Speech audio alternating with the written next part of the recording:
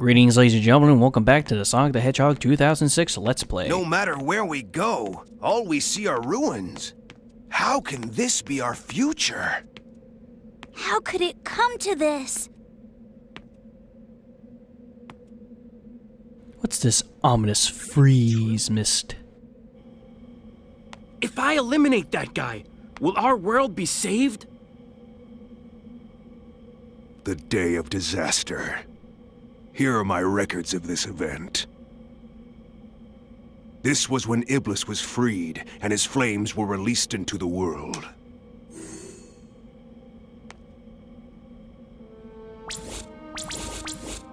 And you have this person to blame.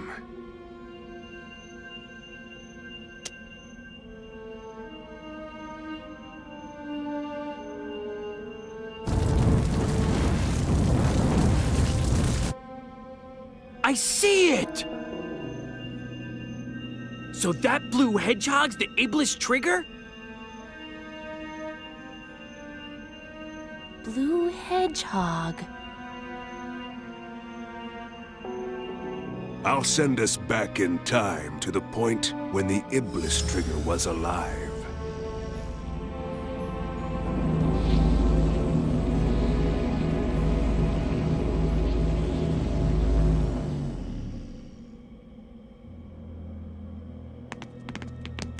What the? Who was that guy? He looked just like Shadow. This is terrible! According to the data, the princess died when she was kidnapped by Eggman. Apparently, Eggman's battleship exploded! The date of this incident was 2 days after the Festival of the Sun. If we don't return in time, Elise will die on board Eggman's battleship. That means... Yeah, I think so. I really hate this cutscene because it just reveals so many damn plot holes. What's inside it, it's just... You guys are so slow. Look. A Chaos Emerald! You've already found one! Well now, I may not look Sorry, but I'm a anger real twitch. treasure hunter. Unlike a certain echidna I know. What? Heh! Have you guys discovered anything? Yeah. I received a signal indicating there's a Chaos Emerald here, but... You mean we've got to go through there? If you don't like it, you can stay here. You've got to be kidding. Don't be late. Same to you.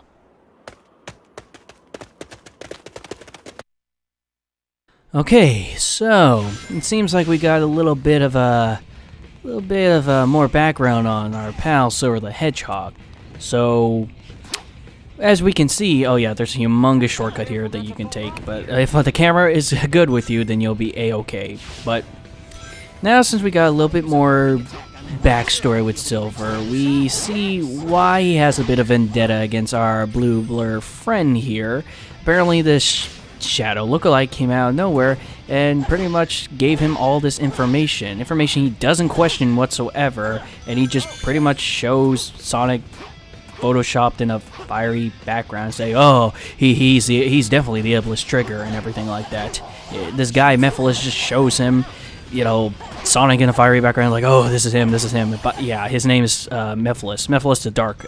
We'll be seeing him more later, but the thing about God, what pisses me off so much about Silver the Hedgehog is that there's no point in the game where he ever questions Mephiles' info or his ways, his motivations, anything. He doesn't question anything from Mephiles. The only thing he ever questions later in his story is that is it right to kill one person just to save many? You know, the needs of the many outweigh the needs of the few. They never address it whatsoever. It just... Oh, God, that's what the one thing that pisses me off so much about Silver the Hedgehog. Yeah, I'll trust you, you no-mouth, demented, shadow lookalike fuckwad. But anywho, enough about that. We're in the next apocalyptic world, Flame Core. And gotta say, Flame Core is a bit off and on about its lighting in this level. Like it has a lot of dark colors, like with red because you know you're very close to the lava, and some purple hues here and there. Its lighting is really fucked up a bit. I'm not gonna lie, but you know this level is probably Sonic's second longest level. It's not really. I think Kingdom Valley is the longest level. So how is that cool? Sonic, your logic just don't make any sense. This is probably the second longest level with Kingdom Valley coming so close. God, I want to say Kingdom Hearts so badly. But, you know, this level's just long, because we still got about like 3 or 4 minutes until this level's completely done with and everything. So, just, yeah. There's nothing else I could say about this level. I enjoy Crisis City a lot better than this level. I do love the music piece here for both parts, but it just there's nothing very special about this level other than it just being very, very long. And as you guys could see when I went off that last dash panel to get inside the volcano, I will always remember the first time I did this LP. I kid you not, I was going off the dash panel up into the volcano, and I got hit by a meteor that made me fall to my death. I shit you not, that's exactly what happened. I kind of wish I still had the footage of that, but whatever. And now we're in the volcano because apparently that just screams progression to Sonic. I mean, you know, maybe he's taking too many lessons from, you know, Mario. Can't have that, you know. He has to be his own Hedgehog, you know, his own thing, you know. Just you know. I know that some of you guys have been pointing out that I have a bit of verbal tics. Yeah, sorry guys. It's just, usually when I do commentary, I just say. Just, you know, see, like that. I just have some verbal tics, like words like and, you know, and stuff like that. I know that I say that a lot when I do the Sonic Unleashed LP. I say and stuff like that a lot. I'm sorry, guys. It's just verbal tics of mine. I mean, look at this area. It's completely dark. It's really hard to see. You had to hit those purple balls in order to light up some areas, but it really is just crazy. And as you could probably noticed earlier, that I got myself an invincibility power-up, and you know what? The invincibility power-up and the power sneakers are the only two power-ups that ever return. Because there is no shield, there is no electric shield, there's just absolutely nothing. And you know what? I've kind of had this issue kind of with the Sonic Adventure series, you know, even though the shield and electric shield don't, you know, act like they did in the, you know, in the Sonic 3 and Knuckles and everything like that. It's just, at least they put them in there. It was nice of them to put it in there, but, you know, I kind of do wish that this game would have benefited with power-ups like that. And, you know, they originally were going to put them in here, but due to this game's rushed development, they never did. So, yeah, that's kind of unfair. But now, folks, we are controlling Knuckles, and folks, forget about Knuckles' controls in Sonic Adventure 1. Forget about his controls in Sonic Adventure 2, because he is nothing like those incarnations whatsoever. And Sonic was behind the door the entire fucking time?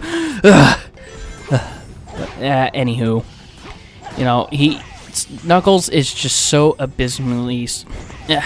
I could go into more detail about him, and folks, that right there is a perfect example why I don't like the dash panels, because, you know, you can only control Sonic, once you go off the dash panel, you have to wait like a couple seconds before you could, you know, steer Sonic and everything like that. And I don't mind dash panels to help you get through areas, but that one's just so cheaply placed. In fact, I don't know if some of you guys, you know, who watch me also watch Some Call Me Johnny, but I remember his LP, he said there was no way that you could dodge that, and somehow I found a way. Trust me, I wasn't trying to prove anything, I was just suddenly happened. I know I didn't get enough time to rant about Knuckles, but you know what, we will go more into, you know, playing him later, because we will. But just for now, you know, that's Flame Core. all it's got is just, it's just too damn long. That's what it is, and frankly, it just overstays its welcome. I found a Chaos Emerald. Don't touch it! What? What's this?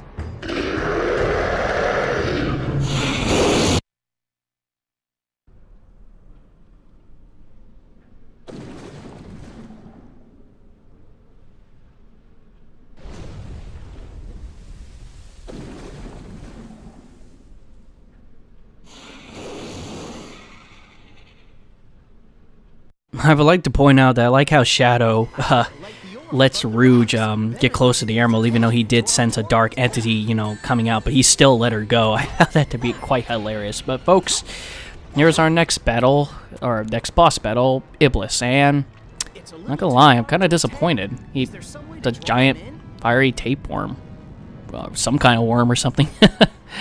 But maybe there's a reason why he's like that, because he looks nothing like Elise's flashback in the very beginning of Sonic's story. But anywho, folks, this has got to be probably one of the most boring fights of the entire game. Because, let me just spell out the structure of this boss fight for you. This boss fight is more of a waiting game. What you have to do is that, as you can see, the arena is just covered with lava. So they expect you to just stay on the stalactites, and every once in a while, he'll do this little dance of his, as you saw right there, where he will dance and more stalactites will come down and everything like that. You gotta get, he'll make bridges to these 3 stalactites. I actually have these purple orbs, and you have to hit these purple orbs, allowing you to get his attention. So when he comes diving at you, you gotta jump out of the way and hit him in the face.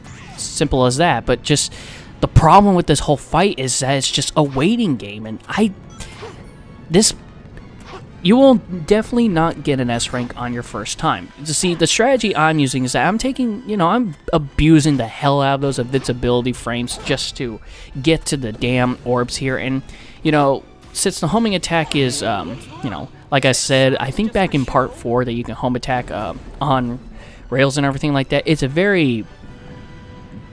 very flexible and everything like that. So you will home attack onto the purple orbs and you'll be fine. I mean, it's a bit finicky. You kind of have to get used to the distance of where you have the homing attack, but you'll be a-okay. It's no problem whatsoever.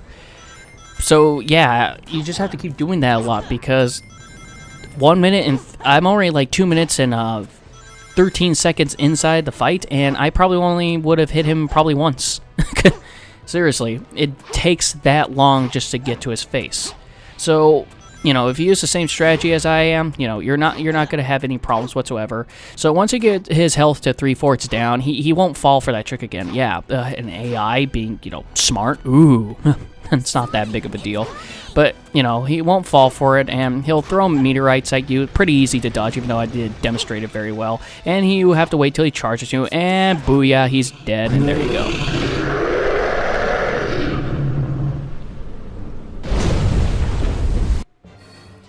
So yeah, he'll just eventually decide to dive. He'll do his dive animation and charge at you, and that's pretty much the fight. And I got an S rank because, well, I cheated the system. It'll probably take you 4 minutes. I shit you not, 4 minutes just to do this fight alone.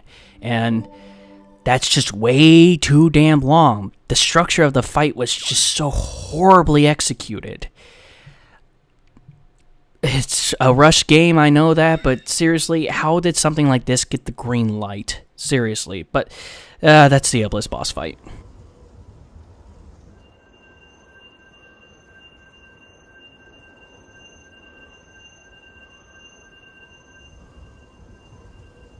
Chaos Control!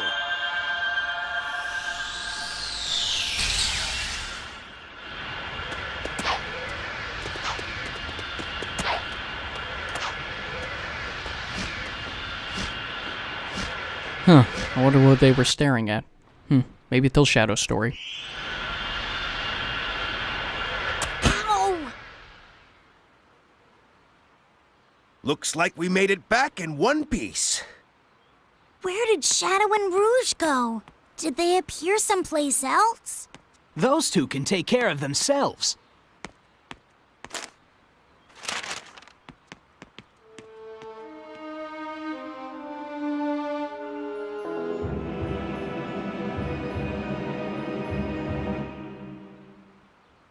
guys actually notice on the front of the paper it said Daily Sorianis of Soliana.